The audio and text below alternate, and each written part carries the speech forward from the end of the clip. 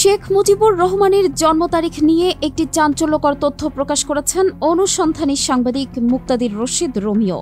কি সেই চাঞ্চল্যকর তথ্য, সেটি থাকছে আজকে আমাদের এই আয়োজনে বাংলা আউটলুকের সৌজন্যে। রাজনৈতিক অঙ্গনের নানান ইতিহাস ও তথ্য পেতে আমাদের চ্যানেলটি সাবস্ক্রাইব করে বেল বাটনটি প্রেস করে রাখুন। আওয়ামী লীগের অফিসিয়াল তথ্য অনুযায়ী শেখ মুজিবুর রহমান ১৯২০ সালের ১৭ মার্চ তৎকালীন গোপালগঞ্জ উপশহরের, যেটি এখন একটি জেলা, টুঙ্গিপাড়ায় জন্মগ্রহণ করেন। তিনি ছিলেন শেখ লুৎফর রহমান এবং সায়রা খাতুনের ৪ মেয়ে এবং ২ ছেলের মধ্যে তৃতীয় সন্তান। তার বাবা মা তাকে খোকা বলে ডাকতেন। তিনি তার শৈশবকাল টুঙ্গিপাড়ায় কাটিয়েছেন। তবে আওয়ামী লীগ সরকারের সময়েই প্রকাশ করা শেখ মুজিবুর রহমানের পাসপোর্টের ছবিতে দেখা যায় ভিন্ন সাল ও তারিখ। সেখানে উল্লেখ করা তথ্যে দেখা যায় তিনি ১৯২১ সালের ৯ সেপ্টেম্বর ফরিদপুরে জন্মগ্রহণ করেন। জানতে চাইলে বাংলাদেশ ইমিগ্রেশন ও পাসপোর্ট অধিদপ্তরের একজন কর্মকর্তা বাংলা আউটলুককে বলেন, শেখ মুজিবুর রহমান যখন বেঁচে ছিলেন তখন হাতে লেখা পাসপোর্ট সরবরাহ করা হতো, তাই তার পাসপোর্টে রেকর্ড বুক দেখা ছাড়া নিশ্চিত করা অসম্ভব।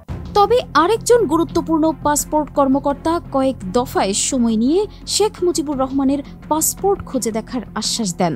তবে এর মধ্যে তিনি সেখান থেকে বদলি হলে হালনাগাদ তথ্য আর পাওয়া যায়নি।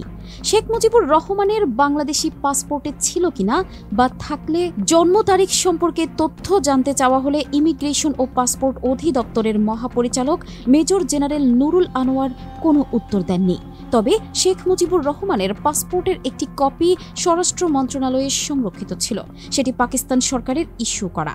আওয়ামী লীগ ক্ষমতায় থাকাকালে সেই পাসপোর্টের একটি ছবি বড় আকারে প্রস্তুত করে স্বরাষ্ট্র মন্ত্রণালয়ে বঙ্গবন্ধু কর্নার তৈরি করা হয়। ছবির নিচে লেখা ছিল বঙ্গবন্ধুর পাসপোর্ট।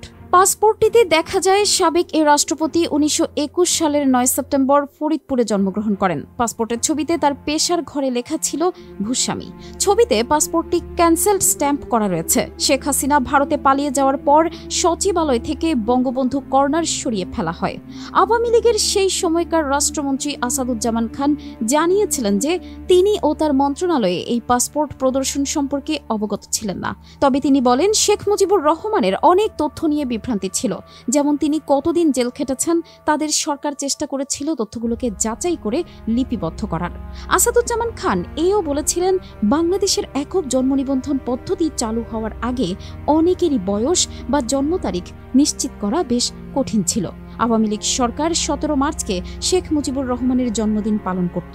দিনটিতে সারা দেশে এবং বিদেশে মিশনগুলোতে জাতীয় শিশু দিবস হিসেবে পালন করা হতো। তবে ঠিক কোন ভিত্তিতে ১৭ মার্চ জন্মদিন পালন করা হতো তার তথ্য উপাত্ত কোথাও পাওয়া যায়নি।